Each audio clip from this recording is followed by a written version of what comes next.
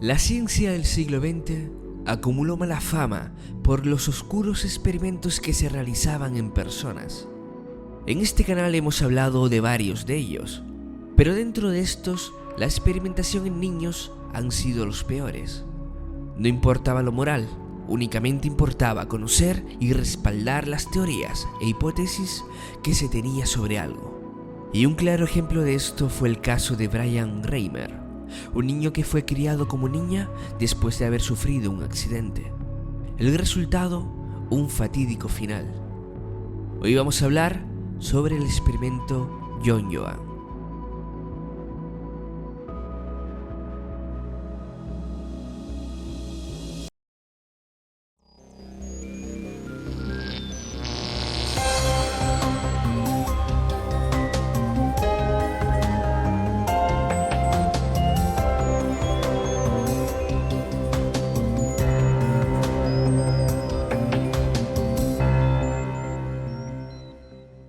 Bruce Reimer nació el 22 de agosto de 1965 en Winnipeg, Canadá, junto a su hermano gemelo Brian, dos niños preciosos con un buen estado de salud.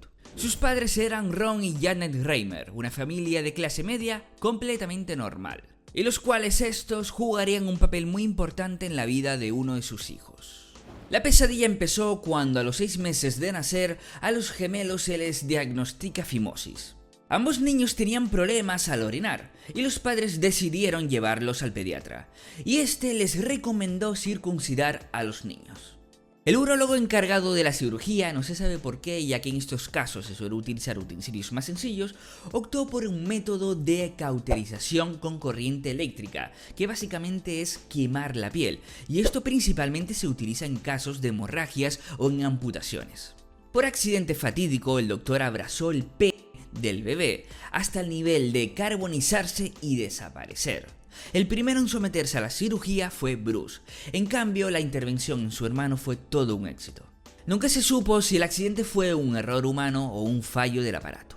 Los padres acudieron a varios profesionales para informarse si se podría reconstruir el miembro de Bruce, pero ninguno les dio buenas noticias. Tengan en cuenta que estamos hablando de 1966 y aún la ciencia de la salud estaba en pañales. Así que los padres, bajo estos diagnósticos, asumieron que la vida de Bruce como hombre iba a ser muy desgraciada. Y así iba aconteciendo el primer año de vida de los gemelos, y sin ninguna esperanza para Bruce. Pero un día los padres, viendo la televisión, descubrieron al Dr. John Money. El programa de televisión This Hour Has 7 Days entrevistaba ese día a John Money, un psicólogo neozelandés doctorado en Harvard. Por esa época Money tenía mucha fama académica por sus teorías sobre el tema de la identidad de género y de la sexualidad, aparte de sus controvertidos comentarios. En el programa hablaba sobre las cirugías de reasignación de sexos que estaban llevando a cabo pioneramente en el hospital Johns Hopkins de Baltimore, donde él era el gran impulsador de estas. En un momento de la entrevista le preguntaron con qué tipo de población trabajaba. John respondió que esto lo estaba realizando en bebés intersexuales, que son bebés con genitales u órganos internos que no se ajustan a las categorías tradicionales de masculino o femenino. El Dr. Money defendía que se podía convertir a cualquiera de estos bebés en hombre o en mujer, que solo se necesitaba elegir el sexo y aplicar cirugía y tratamiento hormonal. Defendía que si se hacía correctamente, ese bebé adoptaría esa identidad de género acorde a ese sexo asignado y que sería una persona feliz. Claro, al escuchar esto, los padres de Bruce vieron el ángel venir hacia ellos, ya que todo lo que estaba contando el doctor se asemejaba mucho al caso de su hijo. Así que decidieron ponerse en contacto con John Money. El psicólogo se mostró muy interesado en el caso, era una grandísima oportunidad para este, así demostraría que sus ideas y teorías estaban en lo correcto. John Money estaba convencido de la importancia del factor sociocultural a la hora de establecer un género en el bebé. Es decir, si al bebé lo tratas siempre como una niña, este se comportará como una niña. Si lo tratas como un niño, se comportará como un niño. Supuestamente John conseguía esto con bebés intersexuales, pero nunca había realizado esta experimentación en niños nacidos con genitales bien desarrollados. Así que el caso de los gemelos Reimer era la oportunidad perfecta para comprobar si esto también funcionaba en estos casos. Además, Bruce tenía un hermano gemelo y era perfecto para asemejar las variantes que se pudieran manifestar en la experimentación. Así que enseguida Money se puso a trabajar y diseñó un programa de pautas para aplicarlo en Bruce. El primer paso sería construir una vulva cosmética para que el niño no sufriese distorsión al verse al espejo, porque el segundo paso consistía en empezar a tratar a Bruce como niña de inmediatamente. El tercer paso sería ocultar de por vida el accidente que sufrió el niño, es decir, él había nacido niña. El cuarto paso sería reconstruirle por completo una vagina al llegar a la pubertad, mientras al mismo tiempo, el quinto paso, tratar a Bruce hormonalmente para adquirir apariencia de mujer. John Money estaba convencido de que así ese bebé se convertiría y se identificaría como mujer. Al menos de esta manera Bruce llegaría a ser feliz, ya que siendo hombre con un pene calcinado no lo lograría nunca. Quizás los padres fueron muy tentados con las palabras del doctor y nunca llegaron a ver a Bruce como un conejillo de India dentro de esta experimentación.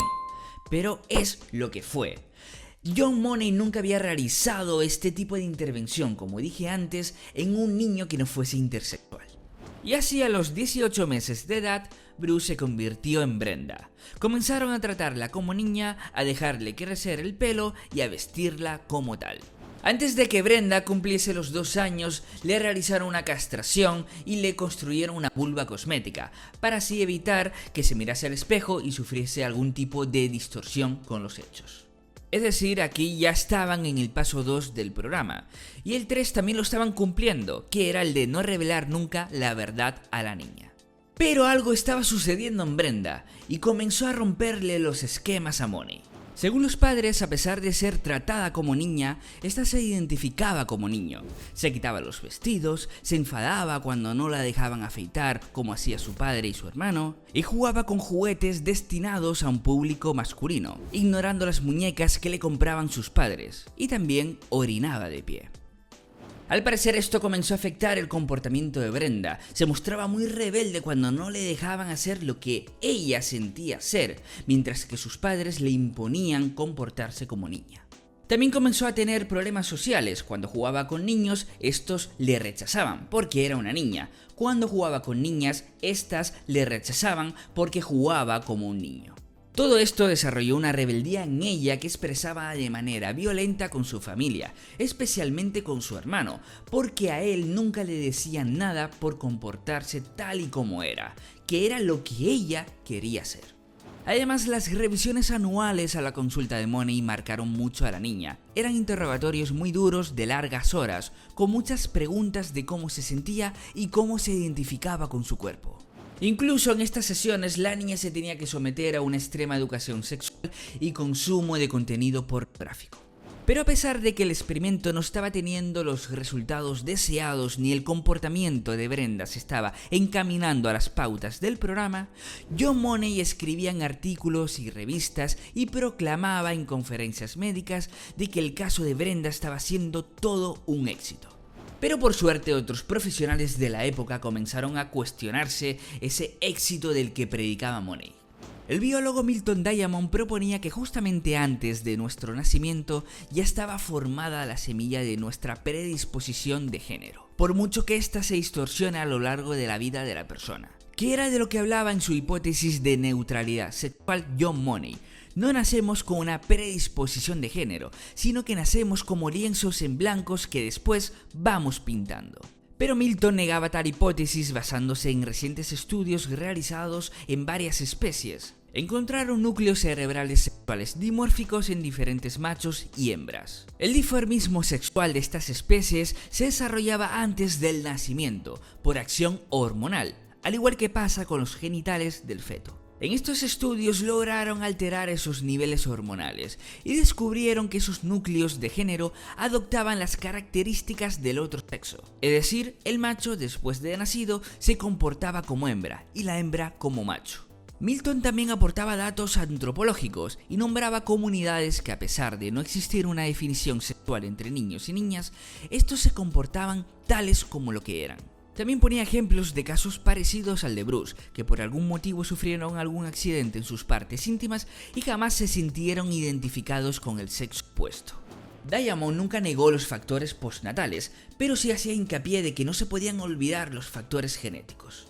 John Money conocía estos estudios, pero su interpretación no le dio la importancia necesaria a esos factores genéticos.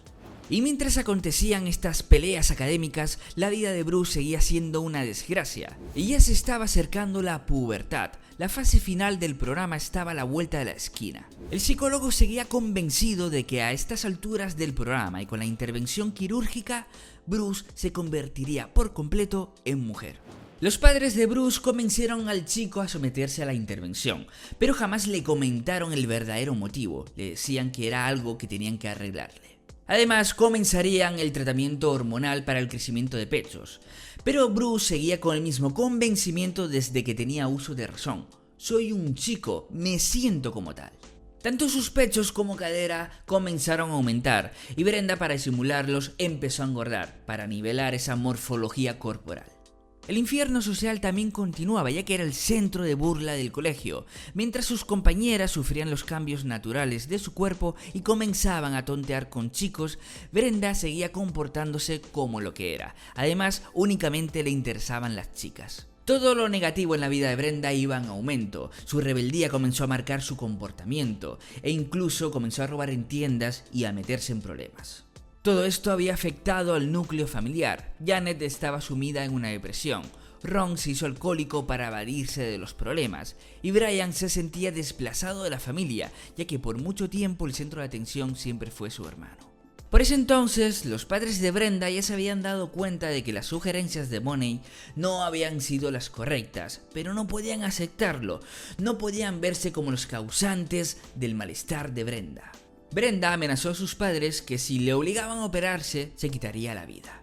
Los profesionales que trabajaban en el caso también asumieron que el experimento estaba siendo un total fracaso, por mucho que Money dijese lo contrario. Así que estos recomendaron a los padres saltarse el tercer punto y que le contasen toda la verdad al chico. Y así hicieron. Cuando Bruce contaba con 14 años, se enteró de todo lo que había sucedido en su vida. Bruce llegó a confesar que cuando escuchó esto por boca de su padre, sintió mucho alivio y paz, porque todo lo que él había sentido en su interior era cierto. Bruce decidió inmediatamente revertir todos los cambios hormonales y a vivir tal y como se sentía, como un chico, aunque no pudiese tener hijos. Se sometió a diversas operaciones para una reconstrucción de genitales masculinos y a un tratamiento hormonal. A los 18 años decidió llamarse David porque sentía que había luchado contra un Goliat y comenzó a vivir tal y como siempre había deseado. El fracaso del experimento, conocido en la literatura científica como el experimento John Joan, había salido a la luz gracias a diferentes entrevistas de David, a documentales y a un libro en el que se contaba todo detalladamente. Por ese entonces la vida de David había mejorado con creces, había estudiado, encontró un trabajo que le gustaba, se casó y adoptó varios niños. Pero cuando todo parecía acabar con un final feliz, los traumas vividos durante muchos años florecieron en la familia. Brian, su hermano, había desarrollado diferentes problemas psicológicos a lo largo de su infancia. La situación de haberse enterado de lo que le había pasado a su hermano y de todo lo que vino después lo sobrepasó y acabó con su vida cuando tan solo tenía 36 años. Esto afectó muchísimo a David, sintiéndose culpable por la muerte de su hermano. Afectó tanto a su vida que se divorció de su mujer y contrajo muchas deudas económicas por sus malas decisiones. Todo el trauma vivido y todo lo que estaba viviendo en la actualidad lo sobrepasó. Y en el 2004 se quitó la vida con un disparo en la cabeza con tan solo 38 años. Respecto a John Money, en su soberbia, nunca reconoció el fracaso del experimento. Él seguía convencido de que todo iba a salir bien. Dijo que los factores que no podía controlar tuvieron la culpa, como que los padres habían tardado en tomar la decisión en cambiar el sexo de Bruce, o que estos no consiguieron ocultar por completo la verdad a su hijo. A día de hoy este caso sigue generando mucha controversia, a veces a favor de las teorías de Money, a veces a favor de las teorías de Milton. Pero sí es cierto que es un estudio que se consulta mucho y se mira con lupa para los nuevos estudios sobre el desarrollo sexual en los bebés. Desgraciadamente, este experimento se convirtió en una mancha negra más en el campo de los científicos a finales de siglo. Pero sí es cierto que el caso de David ha ayudado a que no se vuelva a repetir. Déjame en la caja de comentarios si conocías este caso o qué piensas de este que les leo.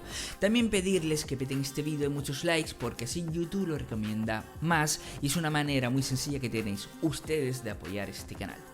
Si tú eres nuevo y quieres saber más de Tu Mente, suscríbete y como acabo de decir, apoya el canal dándole un like al vídeo. No olviden activar la campanilla para recibir las notificaciones de los últimos y nuevos vídeos. Pero desde ya les informo que todos los nuevos vídeos se suben los domingos. Sin más, sean felices y portaos bien.